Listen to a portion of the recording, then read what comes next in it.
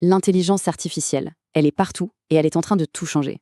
Alors dans cette analyse, on va décortiquer ensemble son impact réel sur l'avenir du travail en s'appuyant sur un rapport majeur du Forum économique mondial.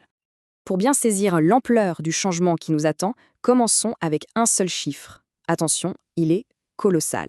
78 millions. Voilà ce que c'est. C'est le nombre de nouveaux jobs que l'IA pourrait créer dans le monde d'ici 2030. C'est une perspective assez optimiste, non? On pourrait se dire que c'est une excellente nouvelle. Sauf que, bien sûr, ce chiffre impressionnant, ce n'est que la partie visible de l'iceberg. La réalité, elle, est bien plus nuancée que ça. En fait, c'est une médaille à deux faces. D'un côté, on a une création massive d'emplois, et de l'autre, leur suppression. Explorons un peu cette dynamique. Et attention, tout ce qu'on va voir, ça ne sort pas de nulle part. Ça s'appuie sur une enquête vraiment massive. 1000 entreprises interrogées, ce qui représente près de 14 millions de salariés. C'est du solide. Et ça nous donne une idée très concrète de ce qui se passe sur le terrain. Et ce qui ressort de cette enquête est fascinant. On voit que les 2 tiers des entreprises, 66%, se précipitent pour embaucher des spécialistes de l'IA.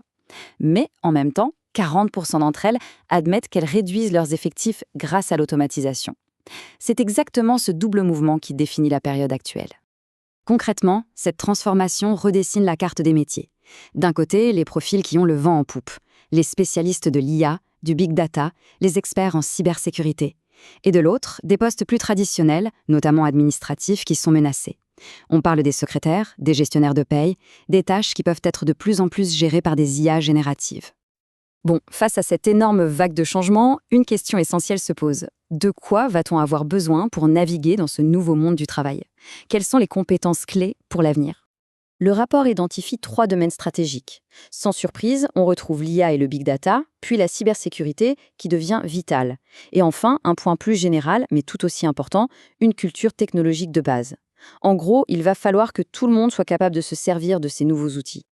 Et il ne faut pas croire que c'est pour un futur lointain. Le mouvement est déjà bien enclenché. Regardez, 86% des entreprises, une majorité écrasante, prévoient de transformer en profondeur leurs activités en intégrant ces technologies. C'est imminent. Mais la technologie, ce n'est qu'un côté de l'histoire. La vraie question, c'est comment les entreprises préparent leurs équipes, leurs salariés à cette nouvelle ère qui s'annonce. Eh bien, face à ce défi, la stratégie numéro 1 des entreprises est plutôt encourageante. Pour 77% d'entre elles, la priorité est de former leurs employés actuels. C'est ce qu'on appelle le reskilling, la requalification. Et c'est sans doute ça la véritable clé de la transition. Un changement d'une telle ampleur ne touche pas que les entreprises. Ça soulève des questions beaucoup plus larges, des questions de société. Et pour en parler, qui de mieux placé que l'un des artisans de cette révolution, le créateur de ChatGPT? Oui, Sam Altman, le patron d'OpenAI, n'est pas juste un technicien. Il réfléchit beaucoup aux conséquences de ses propres inventions. Et il a une inquiétude majeure. Son inquiétude, c'est que l'IA menace les emplois du travailleur médian, c'est-à-dire le cœur de nos classes moyennes et de nos économies. Et face à ce risque, il défend une solution qui est, disons-le, à la fois audacieuse et très controversée. Cette solution, c'est le revenu de base universel ou RBU. L'idée est assez simple. Garantir un filet de sécurité financière pour chaque citoyen, qu'il ou elle ait un emploi ou non. Et pour Sam Altman, ce n'est pas juste une idée en l'air. Il y croit tellement qu'il finance de sa poche l'une des plus grandes expérimentations jamais menées sur le sujet pour voir si ça peut vraiment fonctionner dans le monde réel. Alors après tout ça, entre les créations d'emplois, les suppressions, les besoins de formation et les idées radicales comme le RBU, qu'est-ce qu'on doit vraiment retenir? Quel est le message central? Le message clé, ce n'est pas celui d'un remplacement de l'humain par la machine. C'est l'idée d'une nouvelle collaboration. L'avenir appartient à celles et ceux qui sauront s'adapter, se former et surtout travailler avec l'intelligence artificielle et non pas contre elle.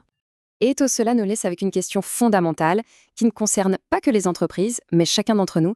Si l'IA devient notre nouvelle partenaire de travail, à quoi ressemble concrètement une véritable et bonne collaboration homme-machine? La réponse qu'on apportera à cette question est bien celle qui définira l'avenir du travail.